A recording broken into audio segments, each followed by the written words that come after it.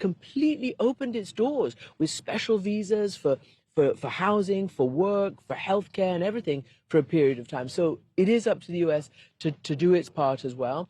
And hopefully the U.S. will start taking, you know, especially family reunifications. There's so many Ukrainians in the United States. Economically, we're going to see what they put out as more sanctions.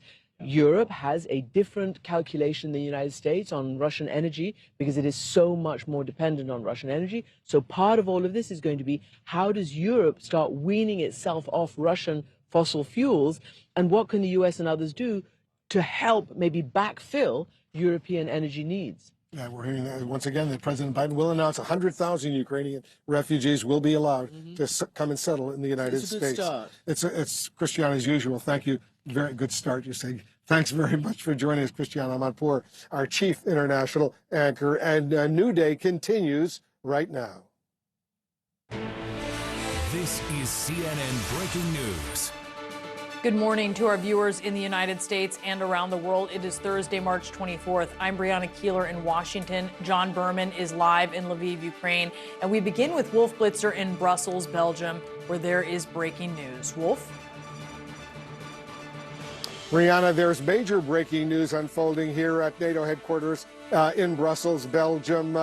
30 NATO leaders, the President of the United States, 29 other NATO leaders, they're attending this truly extraordinary summit. They're trying to deal with this enormous military challenge, humanitarian challenge coming out of Ukraine right now. It's a big, big issue. 1 month into this war, 3.5 million refugees already, and God knows how many people, men, women, and children, have died as a result of Russia's brutal invasion of Ukraine. This is something that the world is watching. These NATO leaders are dealing with right now as well.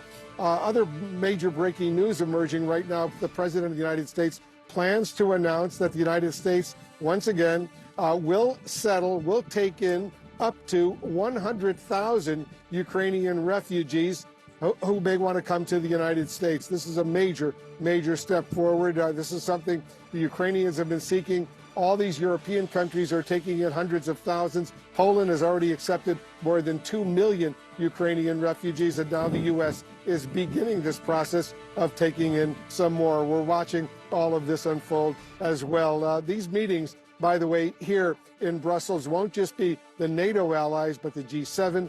Those allies will be meeting, as well as the European Union leadership, the European Commission, as it's called. They will be meeting 3 separate rounds of talks here that's going on. I want to go to John Berman, who's watching all of this unfold. John, where you are in Ukraine, the stakes could not be higher. No, indeed, Wolf. And there is breaking news from Ukraine. Ukrainian forces say they have destroyed a large Russian ship in the Russian-occupied port of Berdyansk. You can see the explosion there and a fire raging dockside with plumes of smoke shooting into the air. I want to go to CNN's Frederick Pleiken now, who joins us from Kyiv, where Ukrainian forces also say they've made gains in recent days. This down at the port, Fred, just another example of some of the success they say they've been having.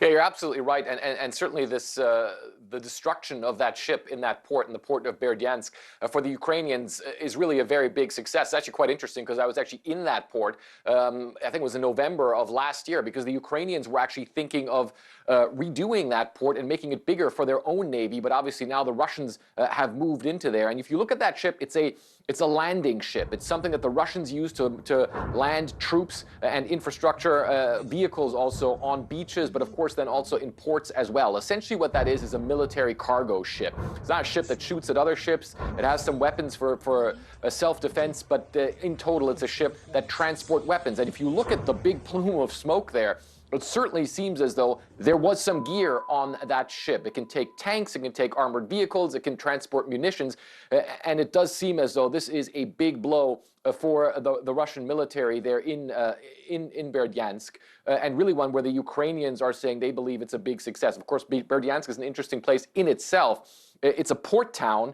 one where obviously the Russians are looking to resupply their forces from, and it's on the way to Mariupol, which of course has been under siege for such a very long period of time. So it's a big blow to the Russians. And if I can say one more thing, John, because I think this might also be interesting as well, having been in that port and seen that port, I think if the Ukrainians manage to destroy that ship, and if it's laying destroyed in that port, it might be difficult for the Russians to bring a lot of other ships in there as well. It looked to us as though that port facility in itself is not one that's very wide or very big, so that could be a logistical problem for the Russians going forward also. And it really does show, Fred, that in these areas of red on the map where we said that Russian troops have been operating, it doesn't necessarily mean they're in full control. It doesn't necessarily mean the Ukrainians can't make some gains there. Our Frederick Pleiken in Kyiv, our thanks to you. And I want to go back to Wolf in Brussels now. And Wolf, obviously, these Ukrainians very much in the fight on the ground. You can see at the seaport while there are discussions taking place where you are. Yeah, I think it's fair, John, and I'm sure you'll agree. What the Ukrainian military has been able to do over this first month of the war has been so impressive. And I know from my sources in the U.S. military and intelligence community, they've been surprised at how effective the Ukrainian military has been in dealing with these invading Russian forces. We'll have much more on that coming up. Right now, I want to bring in the former Prime Minister of the United Kingdom, Gordon Brown, who's joining us right now. He's the author of a brand new book entitled 7 Ways to Change the World. Prime Minister, thank you so much for joining us. As you know, the Secretary General of NATO, Jens Stoltenberg, says Putin, in his words, Putin has made a big mistake with this war. What do you think the international community, specifically the NATO allies, should and can be doing right now to stop the Russians from further killing so many Ukrainians? Well, in addition to the sanctions, which should be extended beyond the existing energy sanctions and into trade itself, in addition to the travel bans, in addition to humanitarian and the military help, which is now forthcoming for the Ukraine armed forces, I also think that President Putin understands only strength, and any sign of weakness will be exploited. And I think we've got to say to him that he cannot act with impunity, that he is guilty of war crimes. He should be brought before a tribunal. We should make provision for that to happen. And as President Biden said only a day ago, to be a war criminal is the true situation after the indiscriminate killing of children and adults, innocent people, the bombing of hospitals and schools, again, an international crime, the threat of nuclear blackmail we've seen, the breach of humanitarian corridors, equally, of course, the threat of chemical weapons. Now, all these things add up to the crime of aggression. They may also be war crimes and crimes against humanity under the International Criminal Court. And because Putin, and I know him, understands only strength, it's got to be clear to him that his colleagues and him face trial after this war if they don't desist from their crimes that are now being committed in almost every city of Ukraine. I know, Prime Minister, that top U.S. officials, including the President of the United States, are very concerned, and they fear that Putin and the Russian military could, God forbid, use chemical weapons or even tactical nuclear weapons as they become even more frustrated with what's going on. What is your assessment? I think anything is possible with Putin as he gets more desperate. I've known him for nearly 20 years, and it is a series of threats that he makes, not all of which he carries out. He's very opportunist if he seizes on what he sees as a weakness on the part of the opposition. I think what's happening today with the European Union, with NATO, and with the G7 is a show of strength. And what the Ukraine people have been asking us to do is not only to help them militarily, help, of course, refugees, and it's a great announcement that's being made by President Biden that he'll take 100,000 refugees. That's an important announcement. But I think they want to know that we will support them in making sure that Putin and his cabal understand the gravity of the crimes that they're committing, all of which are against international law. And I think that to send a message to the circle around Putin, that just as at Nuremberg, those people who committed war crimes were found guilty, so too they face the potential wrath of the international community. Now, we have the International Criminal Court, which can punish war crimes, genocide, and crimes against humanity. But the initial crime is the crime of aggression, and I think a tribunal should be formed to try that. So I want to give all the help we can. Look, what we've seen in the last month is that while buildings are being destroyed and lives are being destroyed, the unity of the Ukraine people seems indestructible. And equally, at the same time, while hearts are being broken every day by the scale of violence inflicted on the Ukraine people, that their courage is unbreakable. And that is something that we must build upon and give whatever support we can. Now, the Ukraine president has asked us to look at a tribunal to try President Putin. And I think it's important to send that message in addition to everything else that is being done at the NATO summit today. What has been so impressive here in Brussels at this NATO summit, and I'm sure you'll agree, Prime Minister, is the unity of these 30 NATO allies. They're working together, and we'll see what emerges from these critically important historic summit talks today. Prime Minister Gordon, former Prime Minister of the UK, Gordon Brown, thank you so much for joining us. Thank you, Will. And joining us now, Brianna, it's pretty dramatic what we're seeing unfold right now. We're watching it closely, and we'll, of course, update you and all of our viewers as soon as we get more information. it certainly is, Wolf. All right, we'll be checking back in with you here shortly. Let's discuss what we're seeing with CNN senior political correspondent Abby Phillip and CNN senior global affairs analyst Bianna Golodryga. And Abby, we just heard that Zelensky, as he's addressing this summit, did not request a no-fly zone, which is something he's repeatedly said he wants, or NATO membership. What do you think of this? If there's one thing Zelensky knows, it's his audience. He knows that a no-fly zone and, frankly, NATO membership are both basically off the table. On the NATO membership, it's maybe a for now, but on the no-fly zone, NATO has been pretty clear they're not going to do that.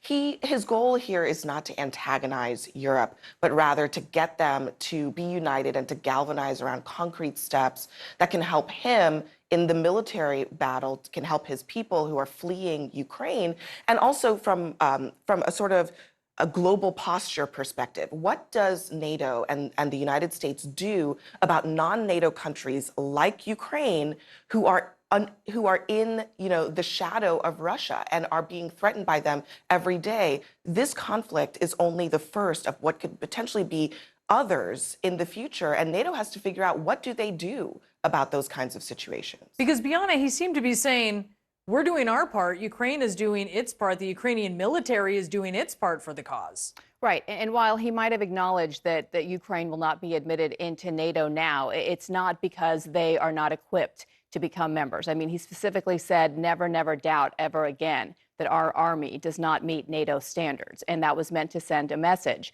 to NATO saying that while now I get it, you're not going to accept me, all of the reasons that you gave for not accepting us, remember, our battling with corruption and our military standards clearly have met the threshold, given what we're seeing take place on a daily basis, able to withstand Russian aggression and even pushing Russian troops back. I want to talk, Abby, about some of the challenges that President Biden has. I mean, first off, he has an incredibly busy day, a series of remarks, a news conference, and a big mission. So what are the challenges for him? I mean, the biggest challenge is, of course, keeping everybody together. Europe is in a really difficult spot. They are not as nimble as the United States in terms of separating themselves economically from Russia. And the United States in this moment not only has to sort of take its historical place as the leader of sort of the Western alliances, but also has to offer some help to European allies to say, okay, we'll back you guys up if you move away from Russian oil, which is a central issue for this meeting of the leaders. All of the other things that they are doing, when it comes to sanctions especially, become less effective as long as that remains an issue, as long as they remain dependent on Russian oil and gas. And so for Biden, it's about minimizing the divisions between European leaders, but also pushing them to go further than they might be comfortable to go. It's tough. It's a tough ask, I will say. And Bianna, there's been a lot of discussion about what the White House has referred to as the force posture. So let's just be clear about what that is. That is troops, the number of troops, where they would go. What are you expecting out of this? Well, listen, we already heard from the NATO Secretary General that we are going to see more troops there along the eastern flank, right? And the U.S., as we're hearing from many of our sources, and the Pentagon directly saying that they are not giving out a specific limit to the number of troops, U.S. troops that could be sent there. acknowledging that Putin is playing for the long game here. Putin may have been wrong in assessing NATO and the Western alliance. We have seen them come together in a miraculous way, right, and really revive the alliance. That having been said, it's important to remind viewers, and I'm sure this is what Biden and other world NATO members are talking about now, this could go on for a very long time. So while we may see this cohesion and partnership now, as Abby was referencing, these are two different issues that the U.S. is facing in terms of its dependence on Russia and where Europe stands on this. Obviously, the influx, the millions of refugees that they are having to deal with on a daily basis, and their reliance on Russian natural gas and oil, right? And other commodities. So this is an important moment for the world to hear, and a difficult moment, that while we are seeing the Ukrainians hold the Russians back now, it's arguably a very difficult time for the world assessing what Vladimir Putin's next step will be. I say this is when he is at his most dangerous moment, because he is not someone who will admit defeat. And this could go on for a very, very long time. And it's important that this alliance, as cohesive as it is now, remains that way in the months and possibly even years to come. Yeah, it's a very good point that you make. His tolerance for suffering on the part of the Ukrainians and also on the Russians is very high. And he's an autocrat, so he is in charge. He has a long runway here. Bianna and Abby, thank you so much to both of you. Really appreciate the conversation. So the city of Mariupol remains under constant assault. There is one woman who documented her family's terrifying escape, and she says she believed her sprint out of the city was a suicide mission. All you know is just constant shelling and constant bombing, constant rockets, artillery, all over the city. We'll speak to her next.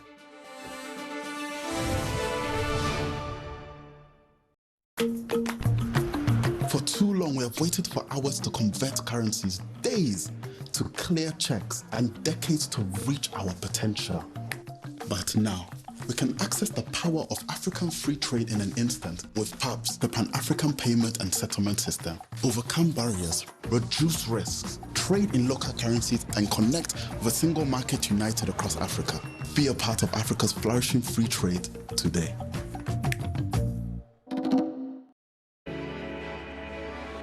The pandemic reminded us of how important diet is to health. That's why the Ajinomoto Group is committed to solving health issues around the world at the dinner table. A real solution means never settling for less. ถึงแม้ว่าจะต้องลดความเค็มในอาหารลงแต่เราก็ต้องไม่ละทิ้งความอร่อยเราต้องการให้ทุกท่านได้เพลิดเพลินกับรสชาติความอร่อยของอาหารไปพร้อมกับสุขภาพที่ดี A saúde é importante, mas queremos considerar também o legado do sabor regional. Como podemos melhorar o balanço nutricional mantendo o respeito à cultura gastronômica? Esse é o nosso desafio. Tempat yang jauh pun bukan masalah. Kami selalu bisa menyediakannya. Kami terus mengupayakan dunia di mana siapapun bisa mengakses makanan bergizi dimanapun mereka berada. We're here to provide nutritious meals to the entire world without compromising on taste, local ways of life, or accessibility, because that is nutrition without compromise. Eat well, live well. There is a lot to chili peppers than just their fiery, hot flavor. Chili peppers have more vitamin C than oranges, and they're a good source of vitamin B6. They also contain a compound called capsaicin, which gives chili pepper its spicy kick. And studies suggest that capsaicin can provide weight loss by curbing your appetite and boosting your metabolism.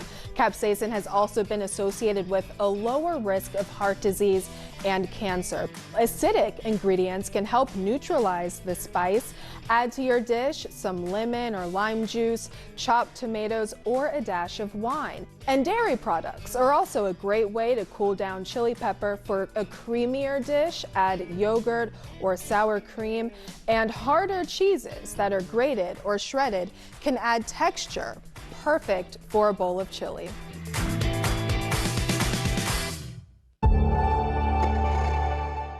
We provide products that make it easy for consumers and institutions to be part of the digital currency market. One of the first things that I tell folks getting involved in the crypto market is we're still in the early stages of it. Less than 5% of US institutions have ever traded crypto. And probably single-digit % of the world's population has ever interacted with a cryptocurrency.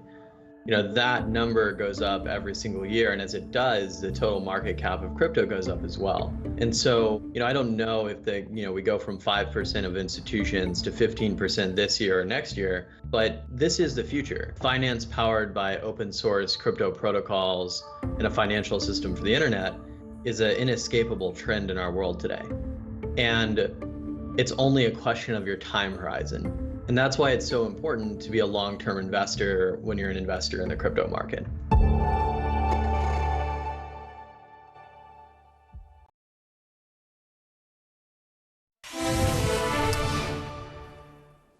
Welcome back. I'm John Berman in Lviv in western Ukraine. A Mariupol resident is sharing the video she took during her escape from her hometown. She describes the situation as a brutal hell. Me and my husband, we just got in our car and tried to break through, and we succeeded in this crazy suicide mission because the city was already blocked and surrounded. So we had to break through 2 lines of Russian surroundings, and tanks, and under the bombing, under the the shooting. We had to break through, and we managed by miracle to do that. It's just a miracle that we are alive. And joining me now is Diana Berg to talk about your journey out of Mariupol. You left, what, in early March, a couple weeks ago.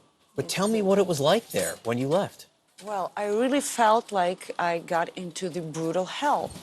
And it was something more than 2 weeks ago.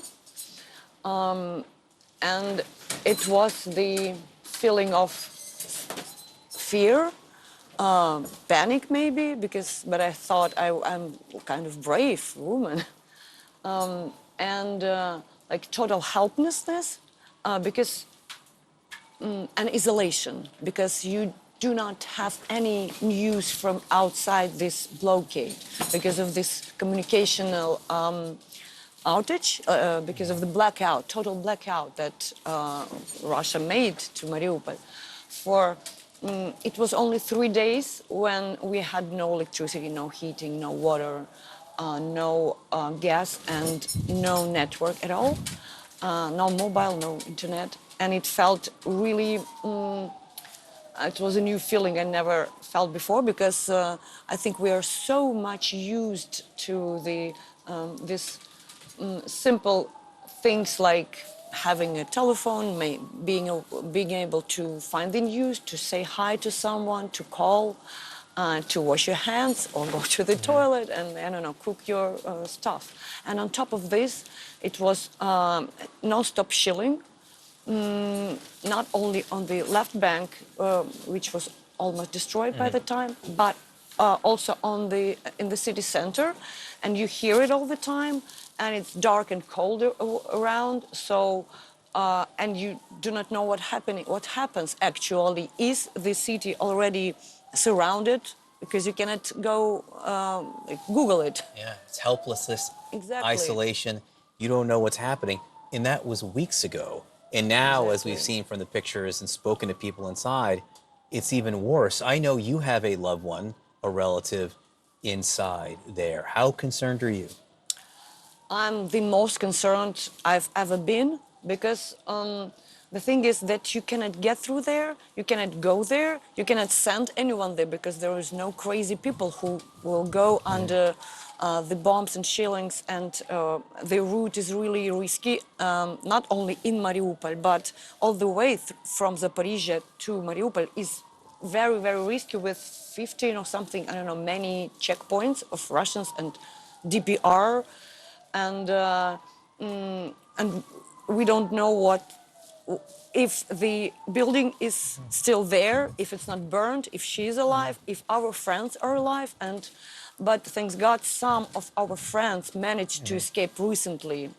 So, and we are waiting for them to come. So when I said that was brutal hell, I didn't know what brutal hell was actually. When I just want people to hear this. When you first sat down, and I was greeting you, I said, "How are you?" Yeah, And I said I'm alive. That's how that's how people from Mariupol and maybe from other cities like Kharkiv and Kiev and of course Bucha, Irpin, and all the cities that were really that suffered from this brutal aggression. That's how we greet each other when you call, and you finally hear the voice you didn't hear for a week. The most important is for them is to hear that you are alive first, and then that you are safe. For example, if someone gets out of Mariupol to some occupied territory, they say, "I'm alive." But when they get to Ukraine-controlled territory, I'm alive and safe. That's kind of a new language. Well, we're glad you're here. We're glad you are safe. We wish you the best going ahead. Thank you so much. Thank you, Diana. All right, other news this morning. New Republican attacks on Supreme Court nominee Katanji Brown Jackson, but a passionate defense of her nomination from one Democratic senator that brought Jackson to tears. Plus, we're awaiting President Biden and NATO leaders, waiting for them to emerge from the first of many high-stakes meetings on the Russian invasion of Ukraine today. We have some new details of what has been discussed already. Wolf Blitzer live in Brussels ahead. This is CNN. More people get their news from CNN than any other news source. You can help the refugees from Ukraine.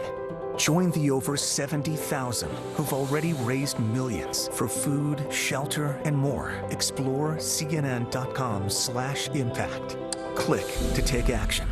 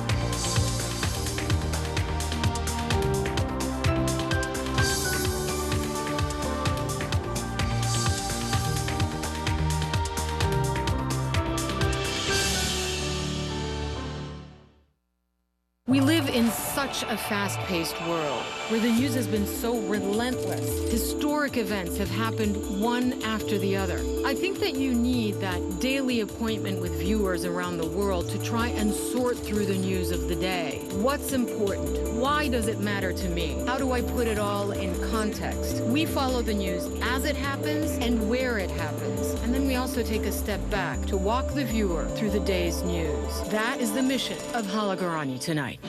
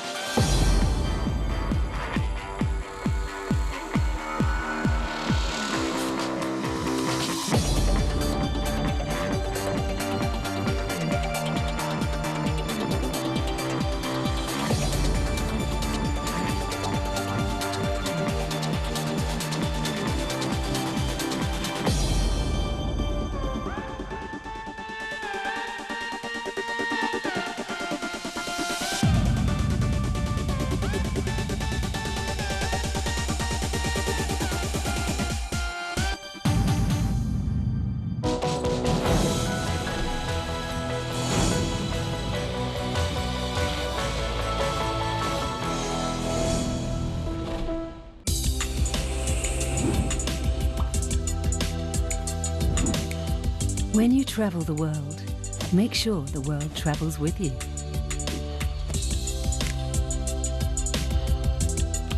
Check in, log on, and get connected with all of the latest developments at your fingertips. CNN Partner Hotels, connected to your world.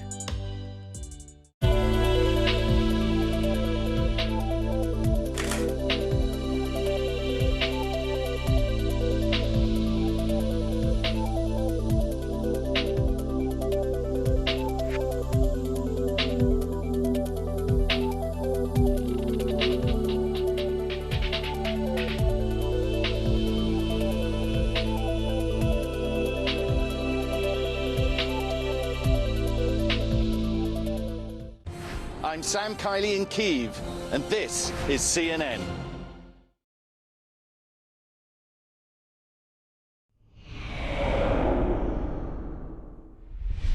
Following 2 contentious days of questioning, an emotional moment for Supreme Court nominee Katanji Brown Jackson as Senator Cory Booker addressed her historic nomination. You did not get there because of some left-wing agenda? You didn't get here because of some dark money groups? You got here how every black woman in America who's gotten anywhere has done. By being, like Ginger Rogers said, I did everything Fred Astaire did, but backwards in heels. And so I'm just sitting here saying, nobody's stealing my joy. Nobody's gonna make me angry, especially not people that are called in a conservative magazine demagogic for what they're bringing up that just doesn't hold water. Joining me now is White House Supreme Court nomination advisor for legislative affairs, former Senator Doug Jones, who has been guiding Judge Jackson during this Senate confirmation process. Sir, thank you so much for being with us. That moment has kind of ruled the day after what was really Republicans hijacking so much of this hearing with some of their questionable questions. Can you tell us more about that response from Judge Jackson? You know, I think that the whole hearing has overall been something that everyone should be pleased with. There were those moments in which the folks, I think, got out of line. But Senator Booker brought it back home. He brought it back home in so many ways to highlight her accomplishments, highlight her brilliance, highlight her grace, and the historic nature not just of this nomination, but how important this nominee as a person, as a jurist, has become an inspiration to so many across this country, millions of people that are looking not just to the nomination, but to her for inspiration.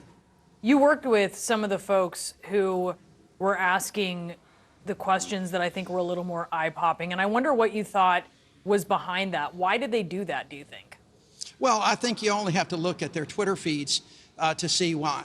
You have some that are looking to run for higher office, some that just play to a political base.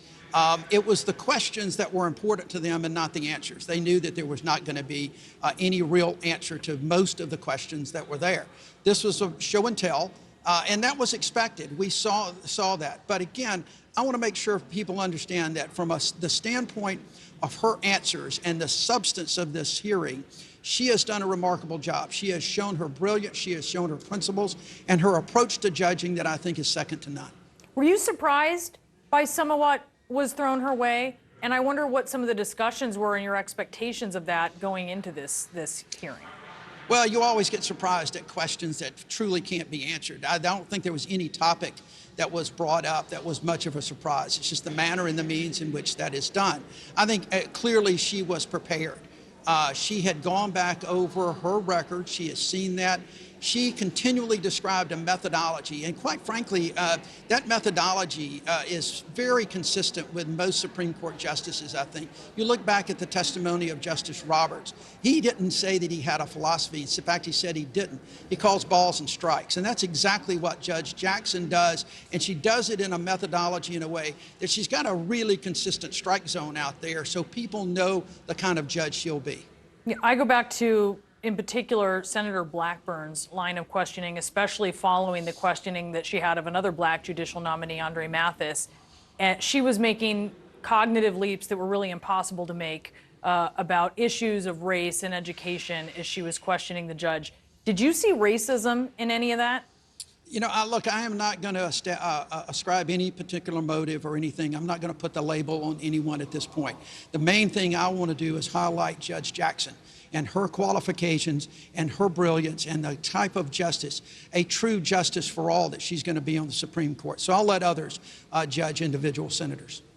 Look, this is a historic nomination, right? This is going to be historic, assuming she is confirmed. This is a big day in history, you know, for the country, whether you're a Democrat or a Republican. I do think some of that got lost in some of these hearings. Are you confident you're going to hold Joe Manchin in the vote? We believe that Judge Jackson is going to get confirmed.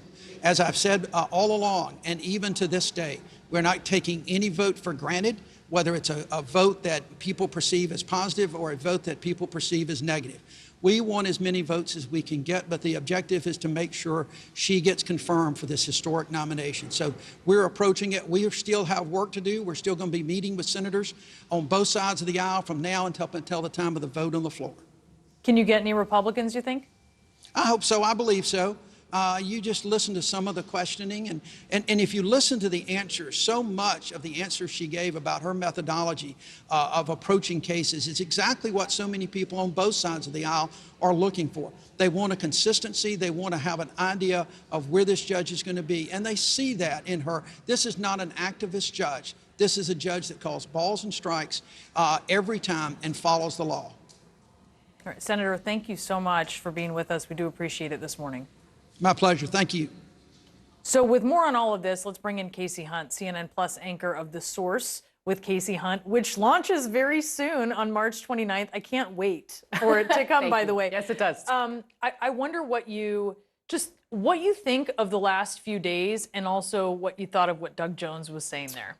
Well, Doug Jones, ever the diplomat, shall we say. And he, of course, was kind of a centrist member of the Senate when he was there, had relationships on either side of the aisle. He's been around the legal world a long time. So I wasn't surprised that his message to our viewers was to say, hey, let's focus on the judge and her accomplishments and what she did as opposed to what Republicans did in that hearing. But, you know, I've covered a lot of these hearings. Republicans are still extremely angry about what they view as injustices done to Judge Kavanaugh. And this was sort of their first opportunity to hit a Democratic nominee at a level that they, I think, would equate with how he was treated. I'm saying this is how they feel, not how I look at it. But I think that had everyone feeling like the process has really changed. Certainly, the hearings for Amy Coney Barrett, I think, were more restrained, more in line with kind of what we typically have seen historically. I mean, you have to remember how much our partisan divisions have really affected how these hearings go down and the final vote tallies. I mean, Ruth Bader Ginsburg was approved with 90+ votes in the Senate. We are so far from that. I mean, if she is confirmed, it's likely she'll be confirmed with 50 votes. It's likely it's going to be a party line vote. We may see one or two surprises, but that's just the reality, even for a historic pick like Katanji Brown Jackson. Yeah, it's pretty stunning. How do you think that works for Republicans? Is this going to work for them? Well, it depends on in what context you are saying, will it work? I think there's some traffic online this morning. An LA Times photographer caught Ted Cruz searching for his own name on Twitter while in the wake of his back and Buried forth in his mentions. with Dick Durbin. He is one of several members of this committee who are potentially running in a Republican primary in 2024. So I think there was a lot of performative actions toward that particular audience, and a lot of them are competing in the same space. Josh Hawley and Ted Cruz, if they both run for president, are going to be competing for a lot of the same voters. It's the same chunk of the Republican Party, and they are voters that are focused on the issues that they brought up repeatedly. And you raised Marsha Blackburn as well. I mean, I think you saw there some examples of dragging a lot of the worst of the internet conspiracy theories onto this particular very public mainstream stage, including this focus on child pornography. Clearly, looking at sentencing in child pornography cases or any of the cases she judged is fair game in terms of talking about the hearing. But the obsession with child porn in general is something that's native to QAnon and hits a lot of buttons for people who have found conspiracies on the right in recent years. And the private school that Brown Jackson is on the board of trustees on, it was just Marsha Blackburn's body of work, not just in this hearing, but in others, certainly requires some examination. I will leave it at that. Casey, it's great to see you, and I can't wait to catch you next week on CNN Plus. Next week. Can't wait to see all of our viewers. So there. soon, I know. Should be fun. All right, so North Korea firing what is believed to be its first intercontinental ballistic missile since 2017. So we have some details on this new type of missile that could potentially reach the U.S. Plus, this meeting of NATO leaders could be a turning point that shapes what happens next in Ukraine as the Russian invasion enters its second month. What we can expect from this critical moment in Biden's presidency. Your Excellencies, if I can ask you to look in. I'm Matt Rivers in Ciudad Acuña along the U.S.-Mexico border. This is CNN.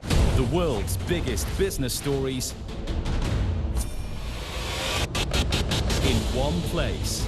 Expert analysis from every corner of the globe. Marketplace, Africa, Asia, Europe, and Middle East. With CNNBusiness.com. Once-in-a-generation opportunity. Technology, innovation, business.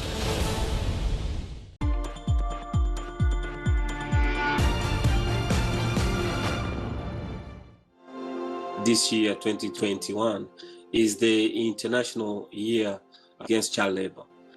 My name is Bukeni Waruzi. I am the Executive Director for Free the Slaves, and I am based in Washington, D.C. Free the Slaves work is focusing on building the capacity of communities affected by modern slavery. So we work across the world, whether in bonded labor, in India, or modern slavery in the fishing industry in Ghana.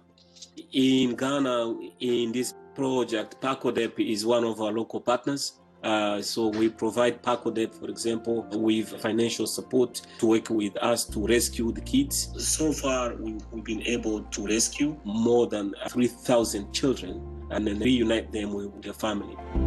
It is really for us. Whoever cares about the issues of slavery, we have to mobilize against child labor. And what is happening is a crime. It should not happen. We have to make sure it stops. So it is really this holistic approach that we need to take. Just to make sure we protect, we prosecute, and we prevent this kind of act from happening again.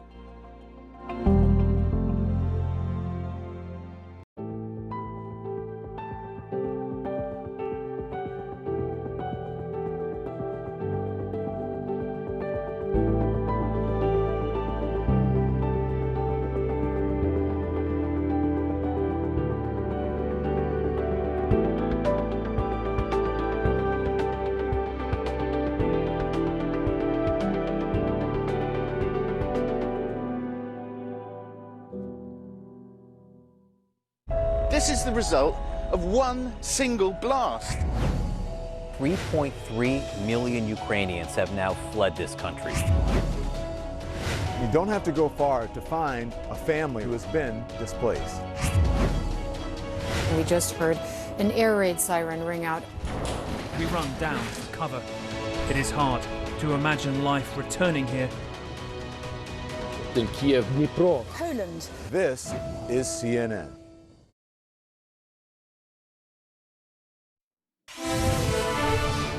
Breaking overnight, North Korea firing what is believed to be its first intercontinental ballistic missile in more than 4 years, close to 5 years. Officials say it flew about 71 minutes before landing in waters off Japan's western coast. CNN's Will Ripley has been to North Korea many times, knows the subject really well. He's joining us from Taipei right now. So, Will, explain the significance, why this is happening, and also the timing of what's going on. Yeah, it certainly is remarkable that North Korea is launching this, what's believed to be a new type of ICBM, possibly the Hwasong-17. They were believed to have been testing components for that missile earlier this month and last month, and there was just a failed launch last week. We don't know if they were trying to launch this intercontinental ballistic missile or something else, but what we do know is that this missile, whether it's the Hwasong-17 or some other type of missile, it has gone higher and traveled farther and was in the air longer than any other North Korean ICBM that has been launched to date. Even the one that was launched back in November of 2017, Wolf, that was the Hwasong-15. There is widespread condemnation coming in from the South Korean president, from the Japanese prime minister, and all of the countries in this region are watching very closely what North Korea is going to do. This missile actually touched down very close to Japan's northern island of Hokkaido, just within 150 kilometers or so of the shoreline there. So Japan's prime minister calling this reckless, unacceptable. He is there in Brussels meeting with, among other world leaders, the U.S. President Joe Biden. And North Korea doing this at this time, you could look at it two ways. Either they're trying to do it while the rest of the world is focused on Ukraine, or they want to insert themselves right into the conversation while all of the world leaders are gathered there. North Korea wanting to remind everybody they're still here, even though they've been hermetically sealed off from the rest of the world and are arguably more isolated now than ever before due to COVID, Wolf. Good point. Will Ripley reporting for us. Will, thank you very much. We're obviously going to stay on top of this story as well. John Berman, back to you. Yeah, major developments here in Ukraine, Wolf. The breaking news, forces here say they have destroyed a large Russian ship in the Russian-occupied port of Berdyansk. We're going to have the latest details coming up. But first, a young woman whose dreams of a professional dance career were shattered by repeated injuries as she opened a different kind of dance studio, creating a safe place to dance just for the love of it in today's The Human Factor. People say that dance is therapy, and I 100% agree with that. When you're just feeling and moving and whatever's going on in your head, you can just forget about it and express whatever you're feeling through movement. It's really beautiful and healing. I started dancing when I was 3 years old. The mindset of a dancer is if you're hurt, get over it. You still see kids competing with casts on. I ended up needing hip surgery at 16 years old. A couple of years later, I needed another hip surgery to fix everything that had been done within the past couple of years of me dancing. I had to realize that my dream, what I thought was my dream, was over. I started seeing what else my life could be. In 2019, I opened True Movement Dance Studio. I think just emphasizing correct training and not worrying so much about, I can get my leg this high, but are you doing it correctly? Yes. Are you doing it safely? Beautiful. I can truly say this is definitely my purpose, and being able to share what I love with kids has just been the greatest joy of my life. I am creating exactly what I wanted, which is a safe, healthy space for dancers to just be themselves and to love what they do. Thinking of banking in Africa? Think Zenith. In today's fast-moving, fast-changing world, you need a financial partner that understands your unique expectations. A bank with presence in major financial centers across the world, with the enabling platform to facilitate seamlessly, whenever, wherever, however. A bank with best-in-class financial solutions from a superb combination of technology and human touch for easy, fast and secure banking that creates real value. Turning dreams into reality is now in your hands. People, technology, service. Zenith Bank, in your best interest.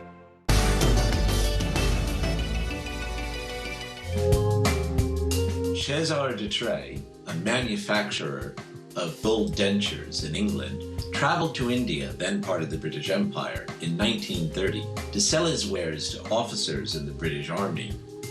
Many of the officers he met complained about their wristwatches getting smashed during polo matches. Back in Europe, de Trey hooked up with two watchmakers, Lecoutre and Edmond Jaeger, and an engineer named Alfred Chavot, and the four of them devised the Reverso.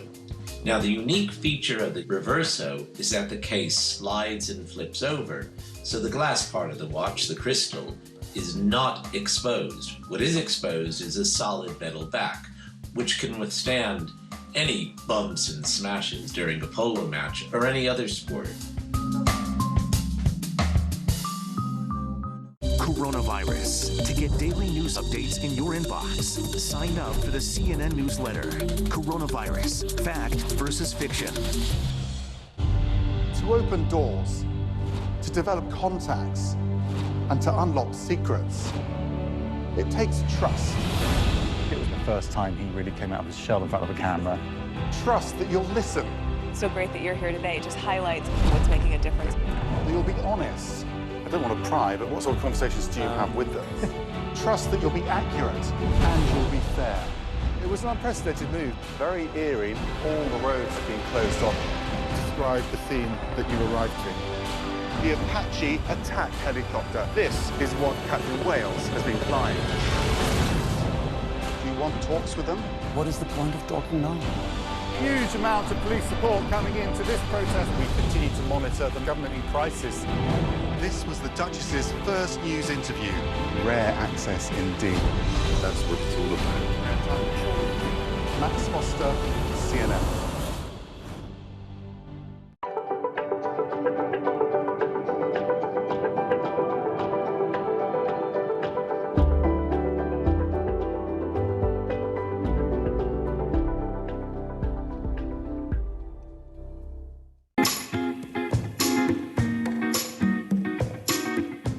are about 2,000 varieties of cheeses all around the world. Gouda, cheddar, Swiss, provolone, and even cottage cheese. All delicious. But if you're a big fan of cheese, you know it comes with pros and cons. Cheeses can be a source of protein, calcium, and vitamin B12, but they're also one of the biggest sources of saturated fat in the American diet. There are some cheeses, though, lower in fat and calories than others. First, cottage cheese. It has the least amount of fat, with about 1 gram per ounce. It's a great snack when paired with fresh peaches, and ricotta cheese has about 4 grams of fat per ounce. Next, feta has about 6 grams per ounce, but watch your portions. An ounce of feta cheese can have as much as 260 milligrams in sodium. So enjoy, just be careful not to overdo it. He's interviewed 5 U.S. presidents, authored 7 books, and has an independent voice that resonates. What happened to when we were united against a common enemy? He's raw, unique, and one of America's most important talk show hosts. Watch Smirconish, Saturday on CNN. Breaking this morning, President Zelensky virtually addressed the 30 world leaders at the NATO meeting in Brussels, Belgium this morning. But he did not urge the group to enforce a no-fly zone over Ukraine, something that he has been pushing for since the invasion began. Let's talk about this now with former U.S. Ambassador to Ukraine, William Taylor. He didn't push for NATO membership. He was asking for security guarantees. What does that mean? Brian, I think this is a very important development. President Zelensky wants to secure his country. He wants some security guarantees, assurances, but more than just assurances, he wants some way to be sure that his people are going to live in peace. He thought that was going to be NATO. He thought NATO would defend him. And if he could get into NATO, that he would be as secure as the Lithuanians or the Poles. And it turns out that he's recognized that that's not going to happen anytime soon. But he still wants that. And now he's looking for other kinds of security guarantees. It might be associated with or part of this whole question of neutrality. If he can put to President Putin, with the backing of the United States and Germany and France and Britain, an idea that he will say, okay, I'm going to secure my people, but not with NATO membership, but with another treaty, an actual treaty that parliaments would confirm, would ratify, that would say that if attacked, then this is what Zelensky needs, if attacked, Ukraine could count on the active support, the military support from other guarantors, whether it's the Russians or the Americans or the Germans or the French or the Brits, others, Turks. So that's what he's looking for. Why do you think Putin would be on board with that? First of all, Putin will only be on board with negotiations, which this assumes, when he recognizes that he's not winning on the battlefield, that he's not able to take Kyiv. His people, his soldiers are demoralized. They are out of fuel, out of food. And if he's looking for something to get out of this mess that he's gotten himself into, economically, militarily, if he's looking for some way out, then it gets to your question, what could he get? If he got neutrality, Ukraine's neutrality, he could say to the Russian people, I got what I was after. I wanted to be sure that Ukraine never joined NATO, and now we've got a neutral. And so he could spin that. He could make that case to the Russians. You're describing a historic treaty process, right, of various nations, leading nations, sitting down together and hammering out some sort of deal. That is a huge undertaking. It's a huge undertaking. It would be a major shift, a pivot. This is a pivot. We were at a pivot point, and now we're talking about where do we pivot to? And this would be a way to guarantee, assure, but guarantee security across all of Europe, broader than just the NATO nations. It would include others. So is this, in your mind, what this requires, this moment, is a shifting or a revision of the world order, the post-World War II order? I think in Europe, yes. I think this is a shift in how we think about European security. I mean, we've thought about European security in the most successful alliance, NATO, in history. And that, in this new order, would probably continue.